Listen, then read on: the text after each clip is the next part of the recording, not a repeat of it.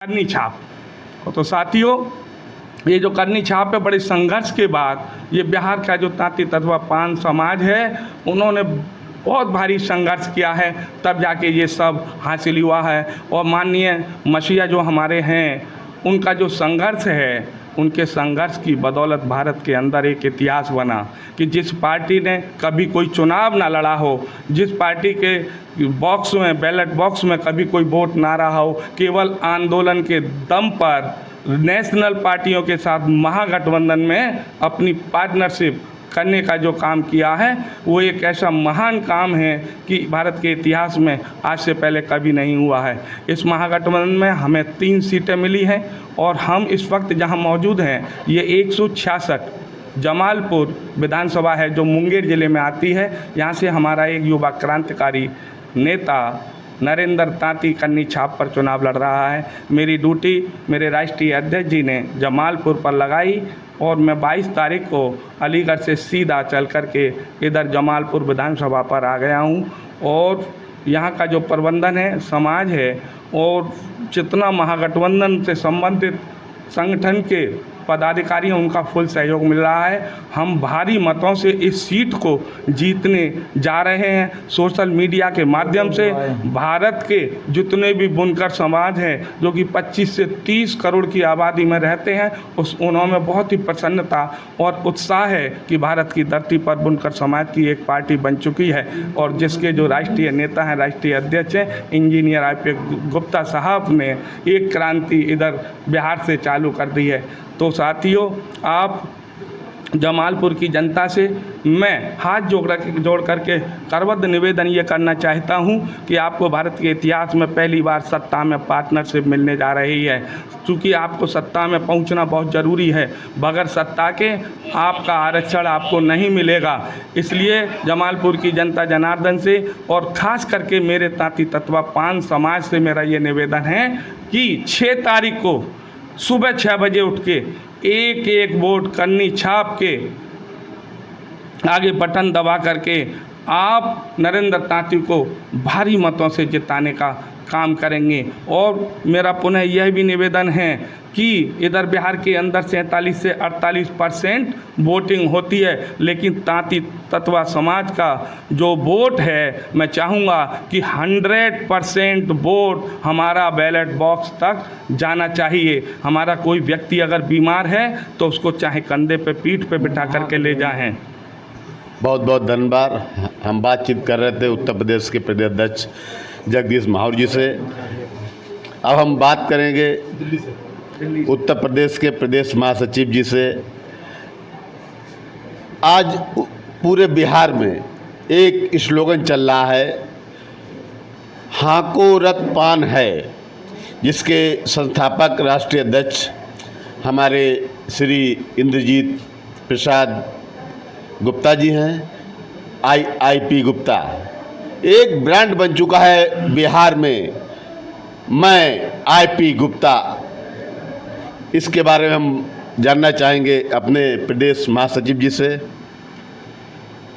IP Gupta, मैं IP Gupta, ये slogan पूरे भारत में आज डंका की तरह धूम मचा रहा है। इसके बारे में आप क्या कहना चाहेंगे? समाजवादियों की धरती बिहार पे एक ऐसे महापुरुष का जन्म हुआ है जो बाबा साहब डॉक्टर भीमराव अंबेडकर जी के, मानवर कांशीराम साहब के बाद शोषित, वंचित, उपेक्षित समाज का मसीहा बन के उभरे हैं।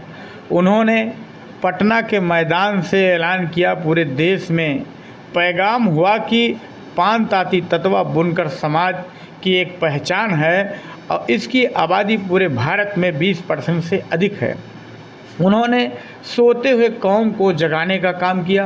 आज पूरा Bharat IP Gupta Indian inclusive party के नेता को देख रहा है, सुनना चाहता है। मुझे इस बात का गर्व है, मुझे इस बात का भी गर्व है कि पहली बार बिहार में इतिहास रचा जाएगा कि पान तांती तत्वा समाज का एक बेटा, जो राज मिस्त्री का बेटा है, उसको करनी छाप चुनाव निशान भी मिला है। आप देख रहे हैं वो इतिहास रचने जा रहे हैं। बिहार में पहली बार महागठबंधन की सरकार आने जा रही है। शोषित, वंचित, उपेक्षित, बेरोजगार जो पलायन करते हैं, वो जो ऐलान हुआ है महागठबंधन का कि हर घर रोजगार, नौकरी देने का, वो सब साकार होगा। मैं इतना ही कहूँगा, हमारे यशस्वी उत्तर प्रदेश के प्रदेश अध्यक्ष जी यहाँ पे छाए हुए हैं, हमारे शिवम वर्मा जी, हमारे बहुत बहुत धन्यवाद, बहुत बहुत धन्यवाद महासचिव जी का। अब हम बात करेंगे दिल्ली से आए हुए हमारे भाई अमित कुमार ताती जी, जो बिहार के ही मूल निवासी हैं और आज कल काफ़ी समय से दिल्ली में निवास कर रहे हैं। हम जानना चाहेंगे अपने भाई से कि जमालपुर में जो पांच ताती तत्वा जो समाज जो बहुत संख्यक में रह रहा है, जैसा कि आईपी गुप्ता जी ने कहा था कि पांच ताती तत्वा के बगैर बिहार में सरकार नहीं बन सकती, और आज वाकई ऐसा बहुत कुछ देखने को मिल रहा है। आज मंच चाहे तेजस्वी यादव जी साझा कर रहे हों, चाहे राहुल गांधी जी भी, आज मजबूरी बन गई है कि बिना आईआईपी के राष्ट्रीय अध्यक्ष आईपी गुप्ता जी के बगैर मंच पर शोभा और जो बुलंदी दिखती है उनके बगैर शून्य सी लिखती है। इसलिए मजबूरी हो गई राहुल गांधी जी को भी कि आईपी गुप्ता जी को सुबह फ़ोन करके बुलाने की, अपने साथ रखने की। इसके बारे में हम बात करेंगे अपने दिल्ली से आए हुए भाई से। क्या कहना चाहेंगे अमित जी? सर, सबसे पहले मैं आपके चैनल को नमस्कार करता हूं, और हमारे समाज में ये एक सौभाग्य की बात है कि हमारे भगवान मसीहा, हर समाज का एक मसीहा होता है, और हमारे मसीहा है इंद्रजीत आईपी गुप्ता जी हैं, जो कि इन्होंने अपना तन मन धन और लगभग रात दिन, कितने दिनों वो अपने परिवार से भी नहीं मिले हैं। उनकी दर्द को समझते हुए मैं उनके कार्य को नमन करता हूं। और मैं दिल्ली में 2001 से अपना क्षेत्र जमालपुर में, मेरा जन्म स्थान जमालपुर है, मैं जमालपुर का रहने वाला हूं, और हमें रोज़गार नहीं मिला। शिक्षा तो मिला, परिवार वाले ने जैसे तैसे करके शिक्षा तो मुझे दे दिया, पर रोज़गार हमें सरकार नहीं दे पाया। और मैं यहाँ से 2001 में पलायन कर गया, और हमारे जो दो प्रत्याशी आज मैदान में हैं, आपके ब्रह्मानंद मंडल जी के बेटे नचित्रा मंडल, मैंने उनका भी शासन देखा, और उसके बाद जो एक और है शैलेश कुमार जी, मैंने उनका भी शासन देखा। पर ये दोनों का शासन मैं देख चुका हूँ, और मुझे ये एहसास हुआ कि हमारे जमालपुर में जितने भी पढ़े लिखे लड़के हैं, अगर वो शिक्षा प्राप्त कर लिए हैं तो उनको रोज़गार नहीं है। रोज़गार के लिए दिल्ली, पंजाब, हरियाणा, गुजरात, महाराष्ट्र और ना जाने कई शहरों में उनको रोजी रोटी के लिए निकलना पड़ता है। और उस मार का जो बेरोज़गारी का मार लगा है, उसमें से एक व्यक्ति मैं भी हूँ।